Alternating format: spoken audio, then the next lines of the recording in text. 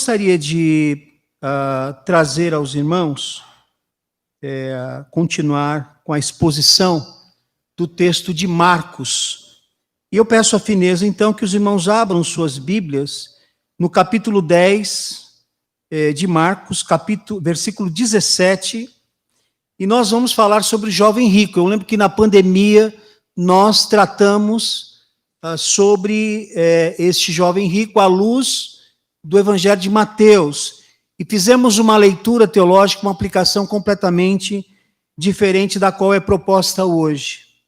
E nós, então, queremos trazer esse texto belíssimo que tem muito a nos ensinar. Marcos, capítulo 10, versículo 17 a 31. Se o Tiago conseguir colocar na tela, os irmãos terão a versão aí para acompanhar. Mesmo assentados, porém com toda a reverência, acompanhe a leitura. Quando Jesus ia saindo, um homem correu em sua direção e se pôs de joelhos diante dele e lhe perguntou: Bom mestre, que farei para herdar a vida eterna? Respondeu Jesus: Por que você me chama bom? Ninguém é bom, a não ser um que é Deus. Você conhece os mandamentos: não matarás, não adulterarás, não furtarás, não darás falso testemunho, não enganarás ninguém, honra teu pai e tua mãe. E ele declarou: Mestre, a tudo isto tenho obedecido desde a minha adolescência. Jesus olhou para ele e o amou. Falta-lhe uma coisa, disse ele: vá, venda tudo o que você possui e dê o dinheiro aos pobres, e você terá um tesouro no céu. Depois venha e siga-me. Diante disso, ele ficou abatido e afastou-se triste, porque tinha muitas riquezas. Jesus olhou ao redor e disse aos seus discípulos: como é difícil aos ricos entrar no reino de Deus. Os discípulos ficaram admirados com essas palavras, mas Jesus repetiu: filhos, como é difícil entrar no reino de Deus. É mais fácil passar um camelo pelo fundo de uma agulha do que um rico entrar no reino de Deus. Os discípulos ficaram perplexos e perguntavam uns aos outros: neste caso, quem pode ser salvo? Jesus olhou para eles e respondeu: para o homem é impossível, mas para Deus não. Todas as coisas são possíveis para Deus. Aleluia. Que o Senhor Deus nos abençoe com a sua palavra. Curve a sua fronte mais uma vez. Vamos orar ao nosso Pai. Pai de amor e de imensa bondade, louvado e exaltado seja o teu nome. Que bênção, ó Deus, é estarmos aqui em culto. Que bênção, ó Deus, estarmos diante da tua palavra. Que privilégio o Senhor nos concede, ó Deus. Poderíamos estar em tantos lugares, mas o Senhor nos traz aqui, diante da tua presença, para o adorá-lo. Ó Senhor da glória, mais uma vez nós clamamos por tuas misericórdias e oramos, ó Deus, para que o Senhor nos ilumine, a fim de que possamos entender a tua palavra, para que ela transforme a nossa vida e que nós saiamos ávidos aqui para colocá-la em prática, ó Deus, para a glória do teu nome, para a nossa edificação.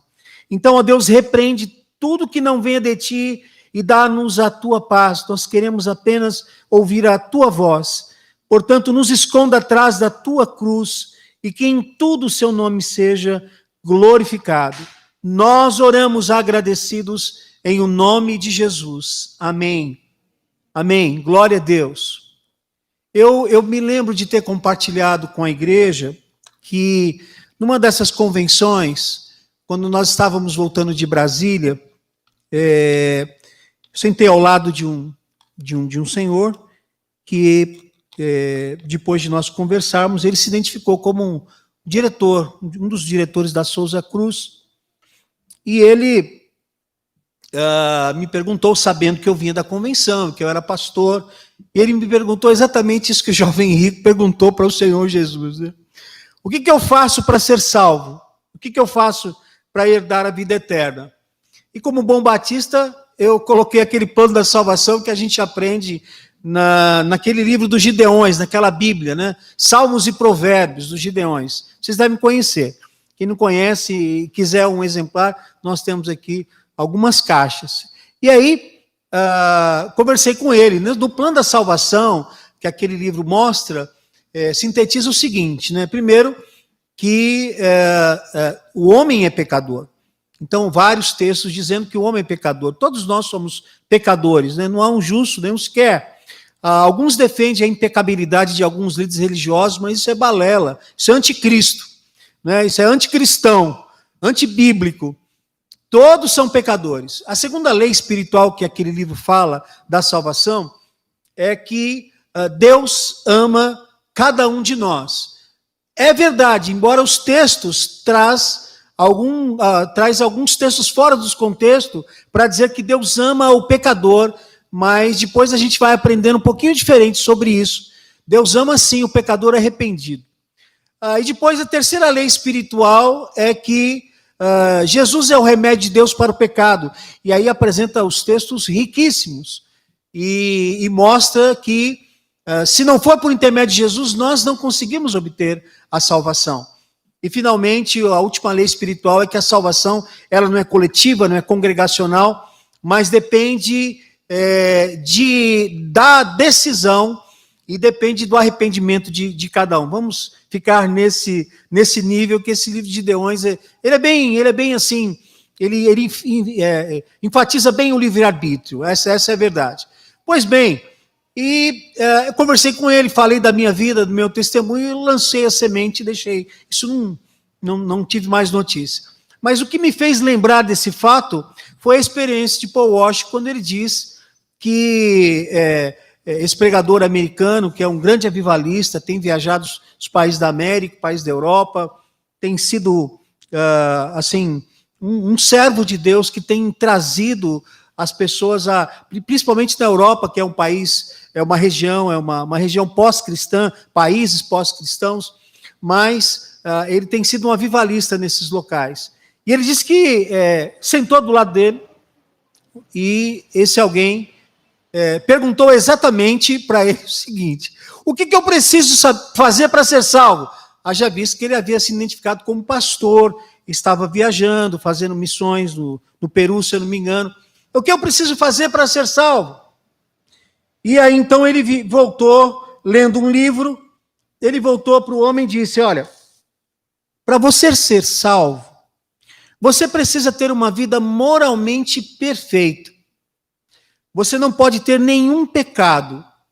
Você precisa ser completamente idôneo, moralmente, espiritualmente. Você não pode ter nenhum defeito. E se você for moralmente perfeito, então você vai para o céu. E ele volta a ler o livro. Mas ele provoca. Porque quem pode ser assim? Quem pode ser totalmente justo? Haja vista que a Bíblia vai dizer: não há um justo, nenhum sequer.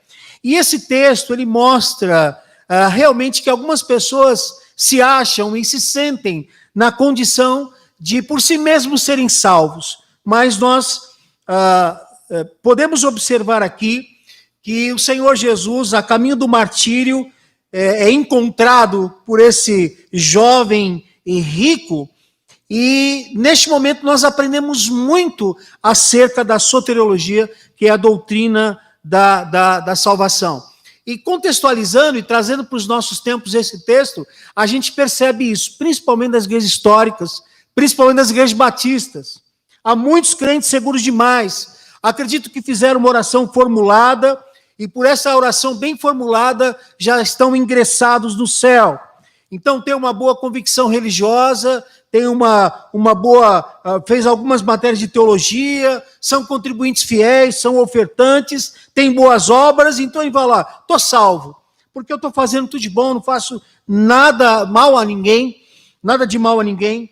Mas a bem da verdade é que há muitos que estão dentro das igrejas que estão completamente perdidos. E já falamos que o maior inimigo do cristianismo não é o ateísmo, não é o islamismo, não é budismo e essas seitas e religiões que não têm absolutamente nada a ver com Jesus. O pior inimigo do cristianismo é o subcristianismo, isto é, aqueles crentes que estão na igreja, mas estão mais envolvidos com religião do que envolvidos com o próprio Deus.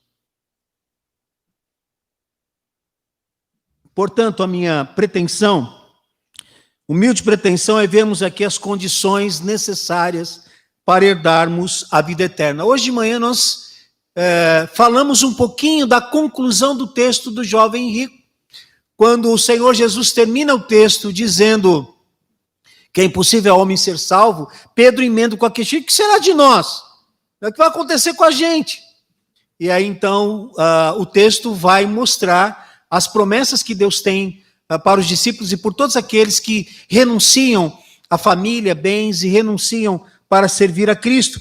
E fizemos algumas aplicações que as motivações para seguirmos a Jesus se resumem em 4 lições. Só passar rapidamente antes de nós adentrarmos no texto.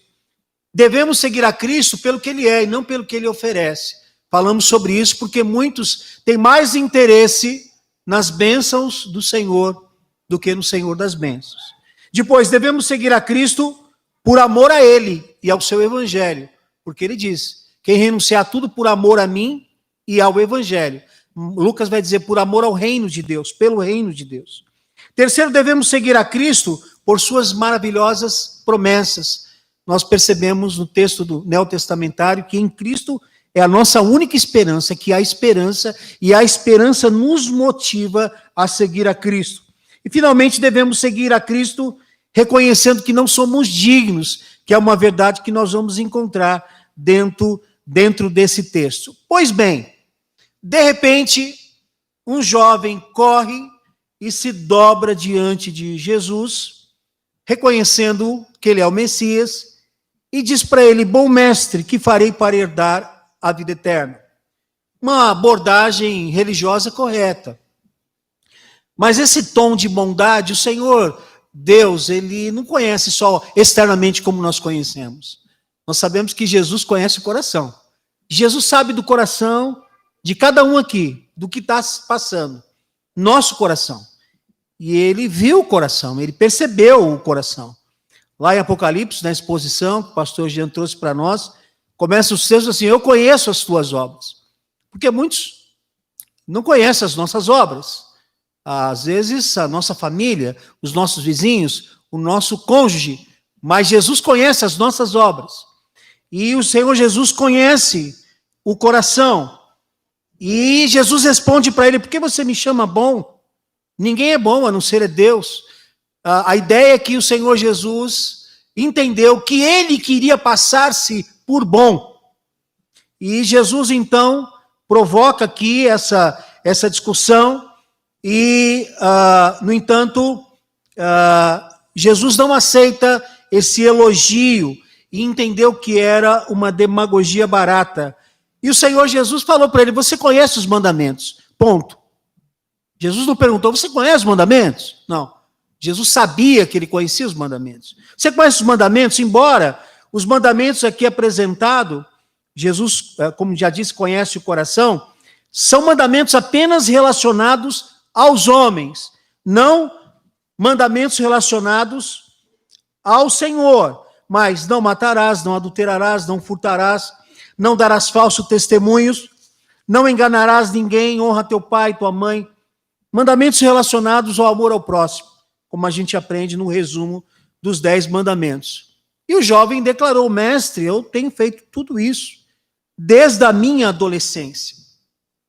Vejam que esse é o problema da igreja atual. Ele tinha a convicção que era um bom crente, um bom religioso.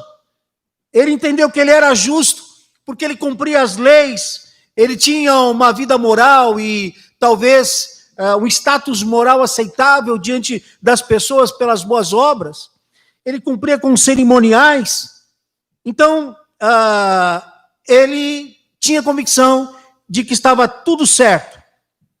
E o Senhor Jesus olhou para ele e o amou. Jesus olhou com amor, compaixão.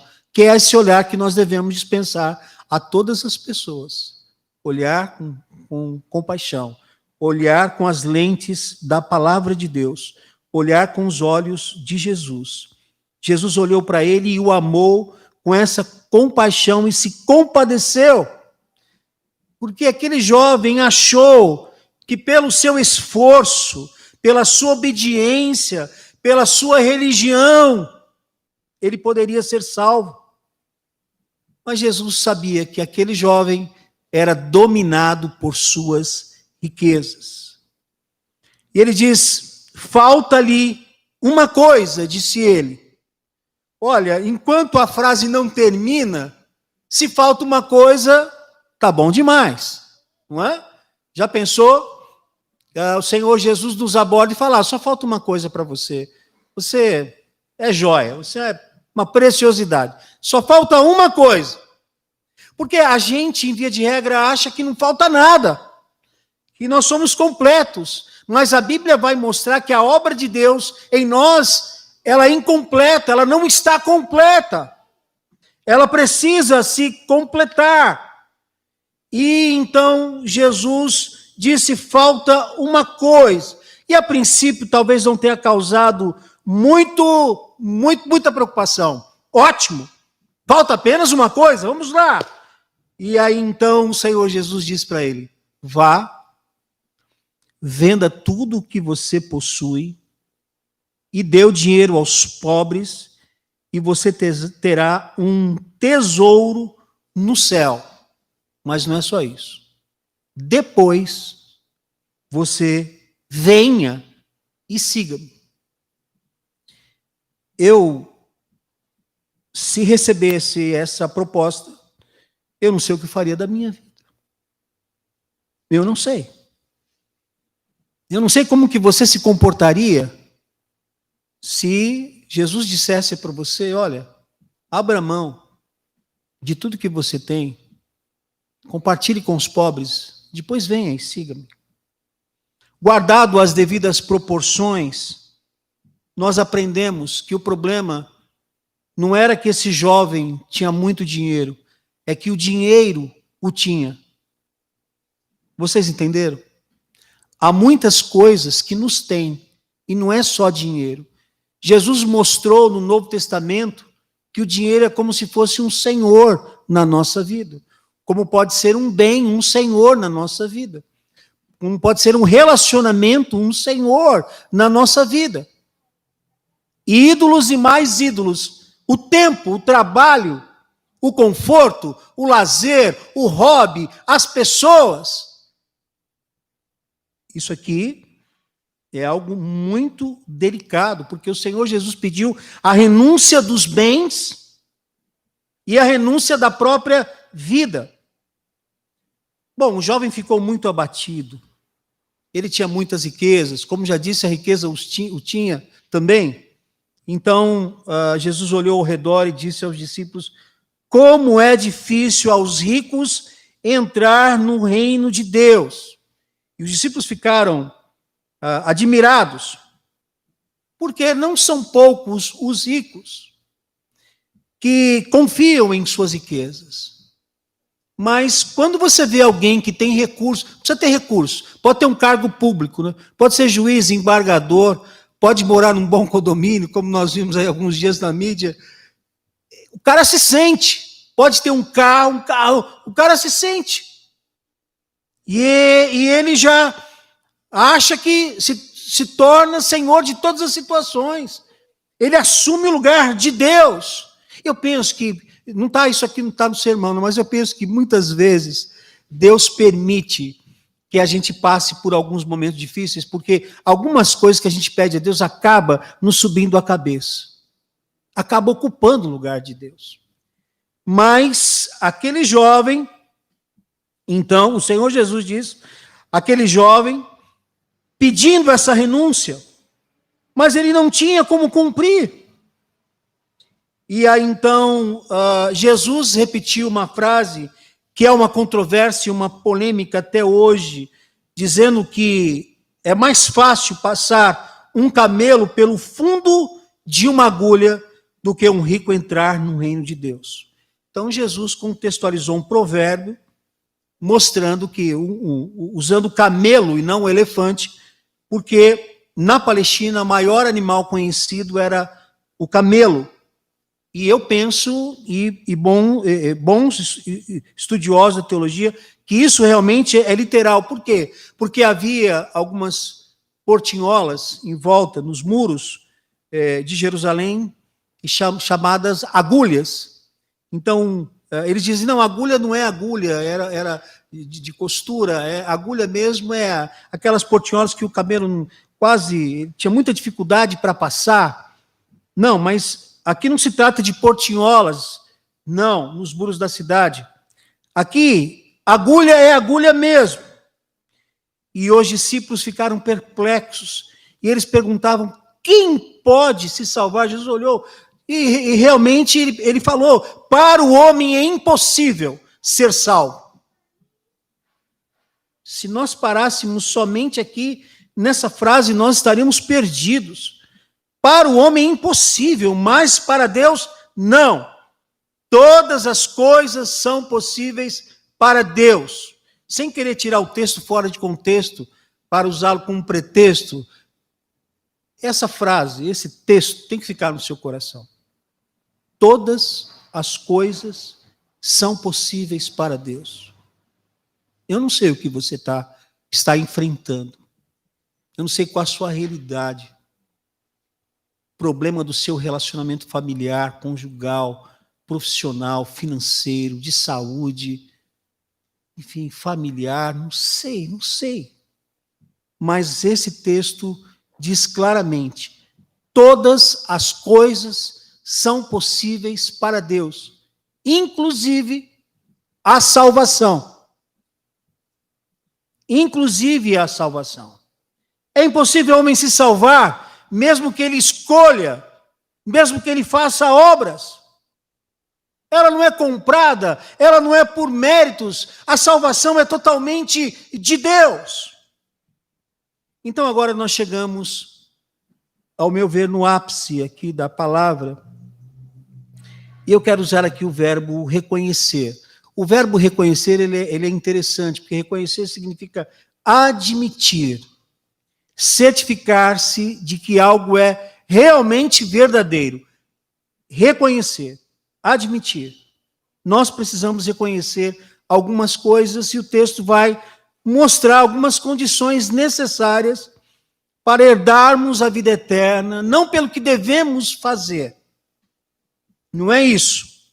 Mas nós devemos reconhecer algumas coisas, e eu quero apresentar aqui, à luz da palavra de Deus, 5 lições. Então você guarda bem essas 5 lições, você escreve aí no seu coração, na sua agenda. E o Tiago vai nos ajudar, né, Tiago? Colocando lá as lições. Não está em PowerPoint o arquivo, mas ele vai colocar ali. E não está dando para a gente ver direitinho, mas dá para ver as lições. Primeira lição. Precisamos reconhecer que não somos bons. Somente Deus é bom. Jesus estava com os discípulos, passou um tempo com os discípulos. E ele, certa feita, disse aos discípulos, vocês são maus. Vocês são maus. E vocês sabem dar coisas boas a seus filhos, quanto mais o nosso Pai que está no céu. Precisamos reconhecer que não somos bons. Às vezes, Satanás nos engana e coloca pessoas ao nosso redor para nos elogiar, nos lisonjear, para enfatizar o quanto bons somos. E isso acaba entrando no nosso coração e não sai mais. Mas não é verdade. Nós somos maus. E penso que seja muito mais difícil pregar e dizer essa verdade à luz das Escrituras do que ouvir. Ouvir é difícil também. Porque Jesus disse: ninguém é bom, somente Deus é bom. É um atributo comunicável de Deus, do Senhor Todo-Poderoso. Por que você me diz bom, mestre? Para dizer que você foi bom no trato? Ou para você causar uma boa impressão? Só Deus é bom. E quando nós temos a consciência de quão maus somos, Deus começa a agir na nossa vida e Deus começa a agir no nosso coração. Eu compartilhei que esses dias, já faz algum tempo, eu recebi a mensagem de um puritano, e que dizia, o puritano, aquele movimento pós-reforma, aconteceu principalmente na América, e homens cheios da presença de Deus, e estava escrito, parafraseando, porque eu não me lembro ipsis literis, mas estava dizendo mais ou menos isso: olha, você diz o quanto eu sou mau, você diz o quanto eu sou péssimo, o quanto eu sou ruim, mas eu quero dizer para você que eu sou muito pior do que você imagina que eu seja, simplesmente porque isso está fundamentado na doutrina da perversidade do homem. Nós temos uma natureza maligna, nós temos a inclinação para fazer o mal. Se Deus não colocar a bondade dele no nosso coração, nós não manifestamos as bondades dele às pessoas. Então você fala: poxa, mas eu fiz um ato bondoso. A Bíblia diz que toda boa dádiva e dom perfeito vem do Pai das luzes, onde Deus está assentado. Saiba que você foi apenas instrumento. Quem foi bom foi Deus, que te usou. Não se ufane por isso. Deus foi bom.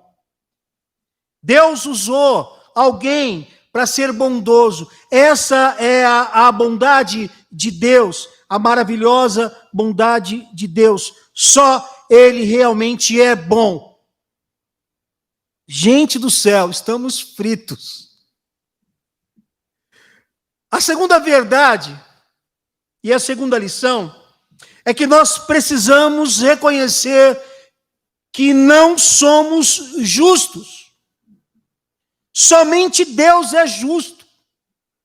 Por quê? Aquele jovem rico se dirige a Jesus e fala: mestre, eu tenho obedecido isso desde a minha infância. Você já viu alguém dizer isso?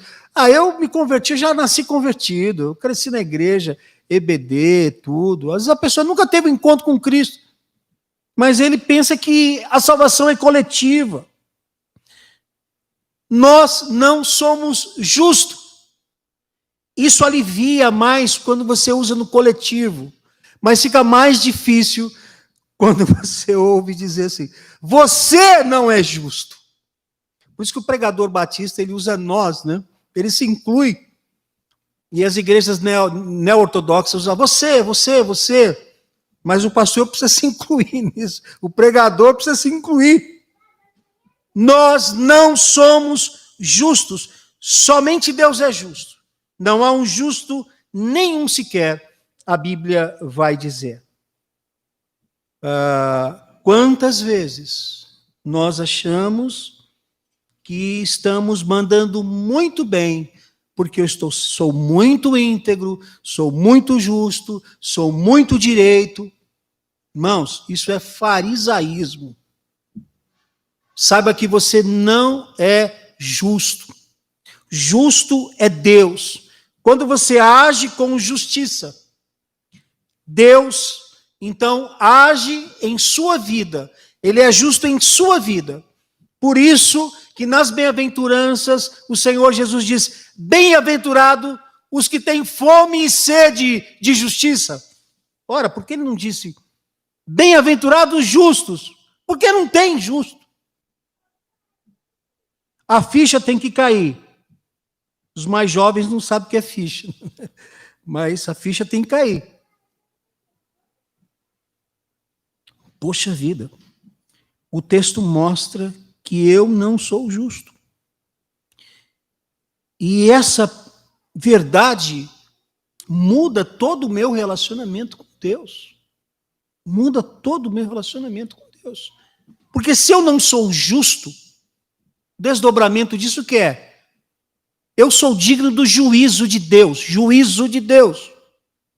Eu sou digno da ira de Deus sobre a minha vida. Estamos fritos. Não somos justos. Isso nos coloca em nosso lugar. Nos faz ficar pianinhos. Terceira lição. Precisamos reconhecer que não amamos a Deus em primeiro lugar. Nós não amamos a Deus em primeiro lugar. O texto diz, então, falta-lhe uma coisa, vá, venda tudo que você possui e dê o dinheiro aos pobres, e você terá um tesouro no céu. Depois venha e siga-me. E ele ficou abatido, afastou-se triste. Ele tinha muitas riquezas, a Bíblia vai dizer. Meus queridos irmãos, nós estamos rodeados de ídolos. Nós estamos rodeados de coisas que ocupam o lugar de Deus na nossa vida. Quantas pessoas preferem o seu tempo, a sua TV, o seu videogame, o seu lazer, o seu passeio,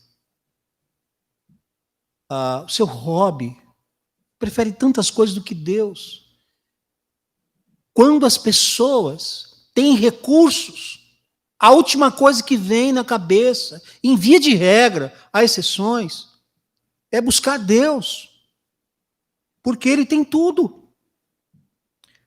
Na exposição da carta de Paulo aos Tessalonicenses, nós fizemos uma menção e um testemunho que eu disse que é verdade, e repetidas vezes eu disse.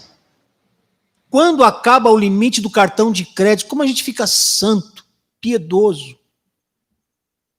Quando você não tem mais recurso, você fala, gente, não tem combustível no carro, e agora? Ou quando um filho seu está doente, como você fica santo? Quando Deus entrega você a si mesmo, não é castigo, Ele entrega a si mesmo, Ele não intervém.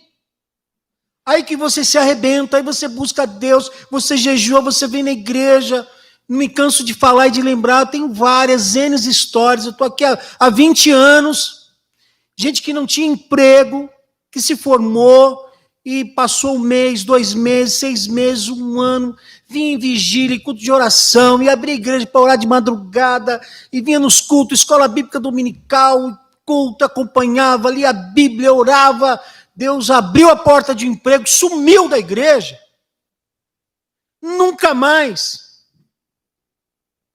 Porque não tem tempo. E hospitais excelentes, de primeira linha. Primeira linha. Sumiu. Não quer saber. Nós precisamos reconhecer que se o amor de Deus não estiver em nós não seremos capazes de amar. Foi isso que João diz lá nas cartas. O amor vem de Deus. Nós não conseguimos amar a Deus se o amor não vier dele. Nós não conseguimos amar o próximo se o amor não vier dele. Nós amamos por intermédio de Deus. A verdade é que nós não amamos a Deus em primeiro lugar. É a graça e a misericórdia dele que nos arrebenta. Vendo um documentário de George Miller. Que história extraordinária. Aliás, as biografias, realmente, ela nos eleva, nos incentiva, nos motiva. E você lê a biografia de grandes homens de Deus e fala, como eu sou miserável, pecador, como eu sou fraco, como eu sou tampinha espiritual. Puxa vida. E ele, no momento da sua vida, ele orando com a sua esposa, um imigrante alemão que estava na Inglaterra, depois ele foi para Bristol, onde ele trabalhou com orfanatos. Ele resolveu dar todos os seus bens aos pobres. Ele só tinha basicamente o que ele usava, nesse documentário mostra. Mas uma coisa extraordinária na vida de George Miller é que as crianças não sabiam, mas ele não tinha nada para dar para as crianças. E eles até oravam antes do café quando não tinha nenhum café. E Deus incomodava as pessoas de madrugada para trazer o suprimento pela manhã. E as pessoas estavam à mesa e de repente batiam na porta e chegava pão, um caminhão de leite quebrava na porta, e era uma coisa extraordinária. E eu estava compartilhando com a Fernanda, minha esposa, que ele decidiu não pedir nada para as pessoas. E todo o seu ministério foi desenvolvido sem pedir oferta, sem pedir ao governo, às pessoas, às igrejas. Ele decidiu só depender de Deus. E ele foi visitar uma senhora, uma certa feita, ele estava com 8 centavos. 8 centavos. Chamado shillings. E aí a mulher, tocada por Deus, disse: você está precisando de algum recurso, de algum dinheiro? Ele diz: Deus sabe de tudo que nós estamos precisando. Fique em paz. E ela: você está precisando, mas ele cumpriu o voto de oração, de depender de Deus, de ter dignidade diante de Deus, sabendo que Deus é que sustenta, que Deus está em primeiro lugar na vida dele. E ele não recebeu dinheiro e foi embora. Aquela mulher ligou para ele, entrou em contato com ele e disse: eu estou incomodada, eu preciso te dar um dinheiro. E então ela deu 2.000 libras para ele. Até hoje é libra esterlina, né? Dinheiro londrino, inglês, moeda inglesa. E Deus supriu, e tantas outras histórias. Não é fácil você distribuir o que você tem às pessoas, mas isso é amor. Isso é amor. E nós não amamos a Deus em primeiro lugar. É difícil de engolir isso, eu sei que é difícil. A gente vem para a igreja, a gente toma um banho, põe roupas bonitas, passa um perfume, e vem elegante, e vem cultuar e adorar a Deus, e chega aqui, você tem que ouvir que você não é bom, que você não é justo, que você não ama a Deus, coisa nenhuma. Não é fácil, irmãos, mas é a verdade de Deus. Quarto lugar, precisamos reconhecer que não são as nossas obras que podem nos salvar. E essa frase está muito mal feita. Se você conseguir corrigir, corrige. Por favor. Precisamos reconhecer que não são as nossas obras que podem nos salvar. É admirável ver pessoas na igreja que são tocadas por Deus e fazem boas obras. Eu fiquei muito sensibilizado com o irmão, até pedi para a Cida o telefone para agradecer, depois, perdi o telefone e não deu certo. Fizemos a campanha de um fogão para Cristolândia, Casa Nova Pátria, aliás, que recebe imigrantes da Venezuela, e eles precisavam de fogão, e quando nós fizemos a campanha, um irmão colocou lá e deu um fogão. E não é irmão abastado, rico, não, é trabalhador que nem a gente simples, mas foi tocado por Deus e deu um fogão. E quantas obras aqui que a gente realiza e começa uma campanha e o irmão vem porque tem esse dom, porque quer repartir e quer fazer a obra. No momento de pandemia, muita gente pediu ajuda à igreja central e foi bom que a liderança nunca recuou. Pagamos aluguel, pagamos conta de luz e demos dinheiro para combustível e demos dinheiro para fazer obras e para comprar comida e cesta básica e enfim, fizemos muitas coisas. Agora, amanhã ou depois vamos levar uma cadeira de rodas para alguém que precisa, e eu sei que tudo isso é uma ação de Deus, mas essas boas obras, nós não fazemos essas boas obras para receber alguma coisa. As boas obras são evidência da nossa fé, mas as boas obras em si, elas não salvam. E não é essa a ideia de que se eu fizer bastante coisa, então Deus vai olhar para mim e vai falar: puxa vida, esse aqui merece a salvação por suas obras. Isso não existe. As nossas obras, a Bíblia vai dizer, são como trapos de imundície. Se você fizer a exegese desse texto, você vai ficar horrorizado. mas são trapos de imundície. Quantas vezes eu percebo cristãos fazendo boas obras e às vezes colocando no boletim da igreja, falando para todo mundo, criando uma situação para poder compartilhar, para dizer o que ele fez. O que ele fez. Mas as nossas obras não podem nos salvar. Puxa vida. Não somos bons, não somos justos, não amamos a Deus, nossas obras não podem nos salvar. Precisamos chegar na quinta lição, para que o Senhor abra o nevoeiro e a gente possa ver de verdade.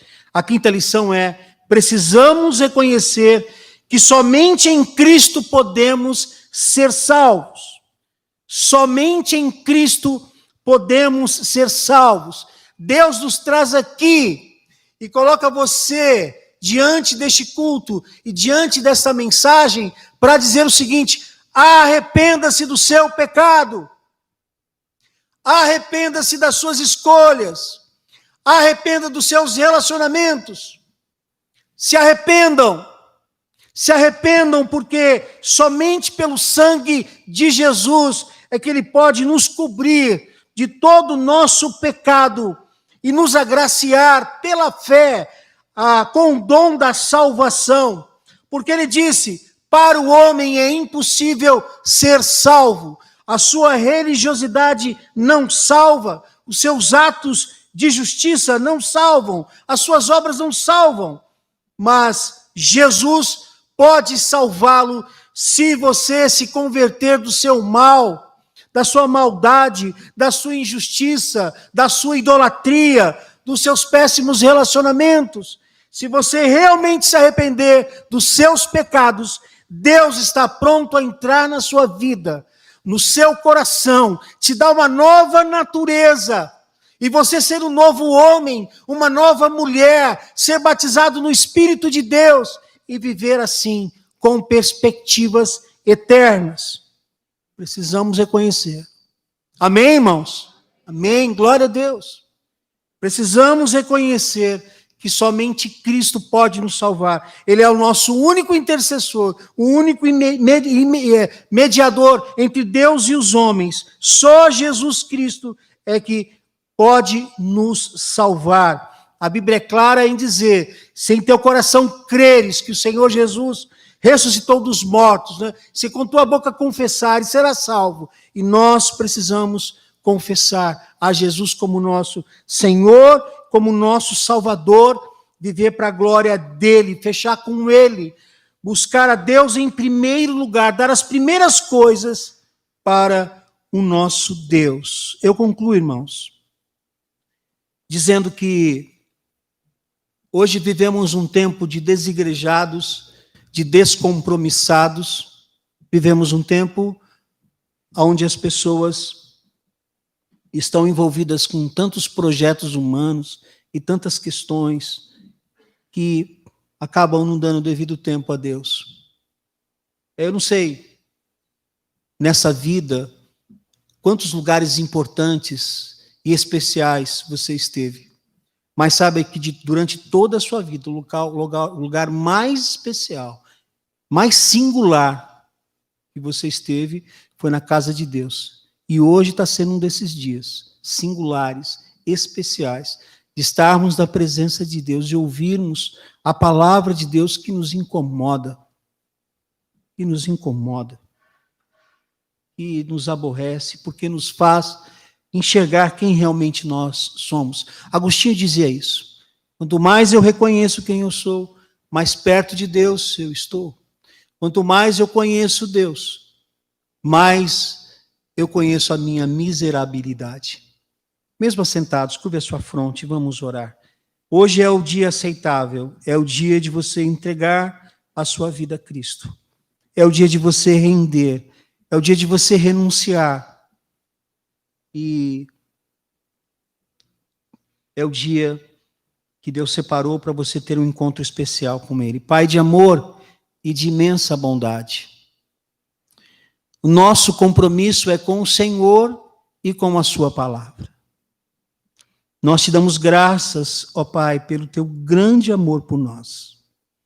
Nós te louvamos porque o Senhor nos coloca diante da tua palavra e ela nos envergonha, ela nos constrange, porque reconhecemos, ó Deus, que há muitas coisas que o Senhor precisa realizar na nossa vida.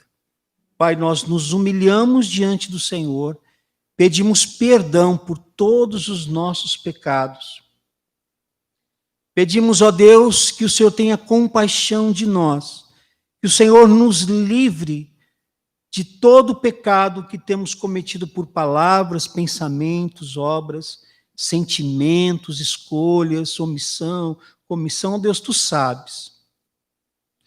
Que o Senhor tenha compaixão de nós e, ó Deus amado, que a tua graça nos alcance, que a tua palavra nos transforme. Nesta noite nós queremos nos consagrar ao Senhor. Nós sabemos, ó Deus, que a santidade, a santificação, ela não vem de fora para dentro, ela vem de dentro para fora. Então age em nosso coração, transforma a nossa vida e ajuda-nos a dedicarmos cada vez mais para o louvor da sua glória. Conheça os corações dos teus servos que nos acompanham nessa noite, presencialmente, virtualmente, cada um, ó Deus. Ó Deus amado, se lhes falta alguma coisa, que nesta noite o Senhor possa completar isso que falta. Que, ó Deus amado, essas vidas sejam alcançadas e visitadas pela manifestação do teu poder. Nós oramos agradecidos em nome de Jesus. Amém. Aleluia. Glória a Deus.